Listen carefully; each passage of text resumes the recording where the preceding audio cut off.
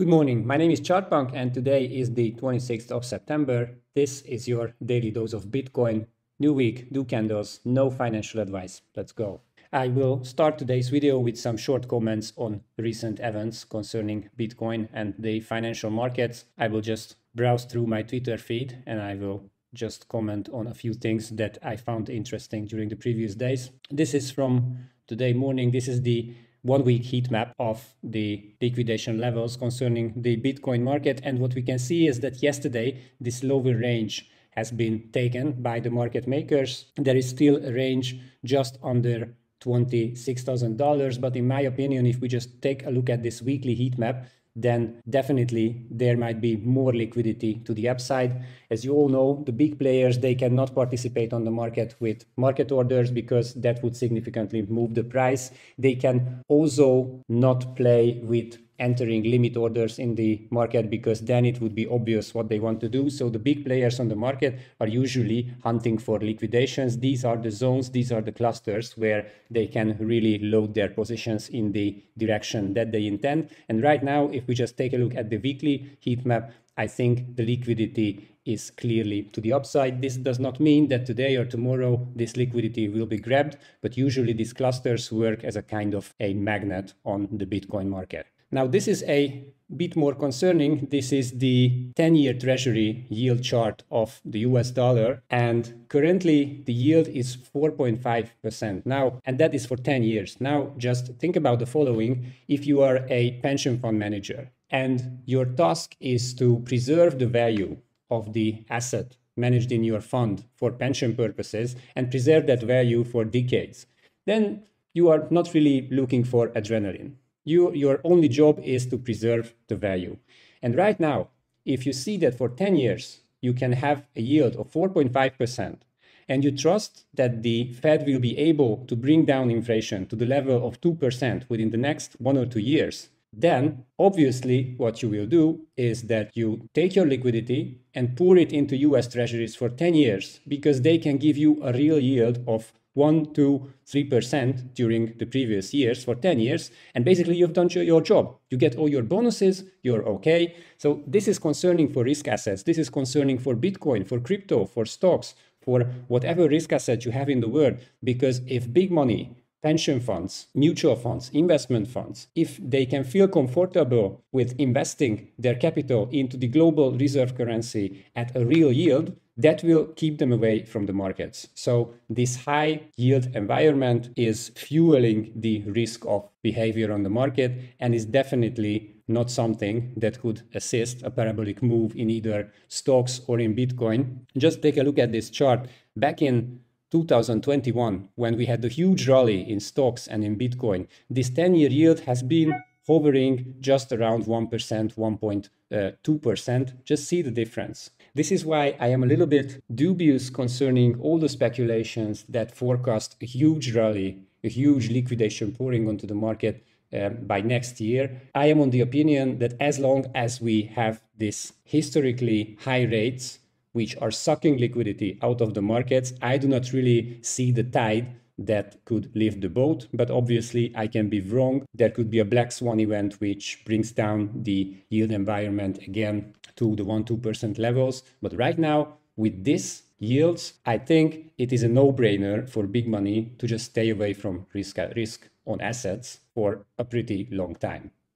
This is again something that can back up this opinion. As you all know, we saw a pretty significant rise in the Standard & Poor's 500 index this year.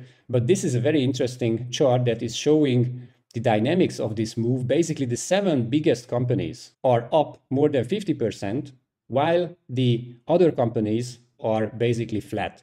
And this means that also behind the Standard & Poor's rally, there is a divergence, there is a risk of divergence, meaning that the big players are still enjoying the benefits of the remaining capital on the market.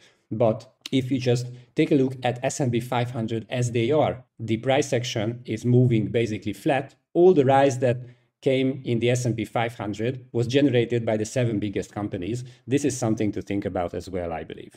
Oil price forecasts are definitely not looking good. $150 oil price would push the complete global economy into a recession for sure. As far as I remember, last year when the oil peaked, it was something like 120, 130. 150 would definitely be a game changer, especially in developing economies. But okay, this is the daily dose of Bitcoin. So let's jump on the Bitcoin charts. As you might know, I am following the weekly, the 3-day and the daily chart, and I have a theoretical allocation of 9 positions to the market, and I am aligning my position based on the Consensus trend structure on these 3 timeframes. On the weekly chart, currently I do not have any positions, as both of the short moving averages are under the long moving average, the mean. This is a short 2 trend structure in the Consensus position management system, position trading system. So right now on the weekly chart, I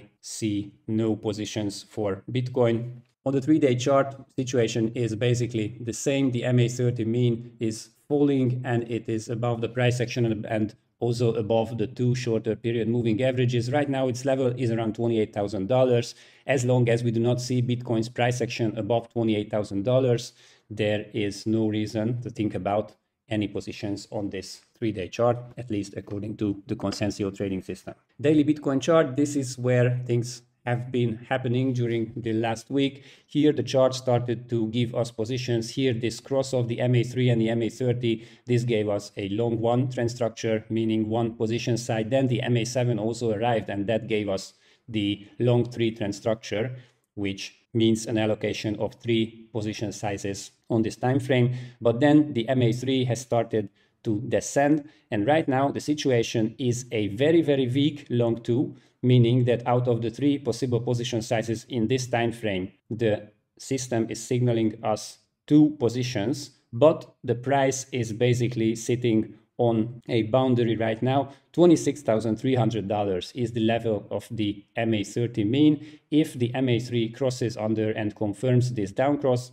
then according to the Consensus system, we have to close out these 2 position sizes, and the price action right now is precisely sitting on this 26,300 level. So basically this is now our pivot. If during the next 1-2 days we see a definitive price action under 26,300, then we have to close out these 2 position sizes. If we see the price starting to move up, especially moving above 26,500, which is the MA7 mean, then we can retain the position allocation to the Bitcoin market on this time frame. TLDR, all in all, from the 9 position sizes, the 9 theoretical position sizes, right now I am managing only 2. And those 2 are bearing also a big question mark for me. Thank you very much for your attention. I hope you like this periodic Bitcoin updates. If that is true, then please assist my channel with a like, with a subscribe, and with sharing my videos. And see you next time. Happy trading. Bye-bye.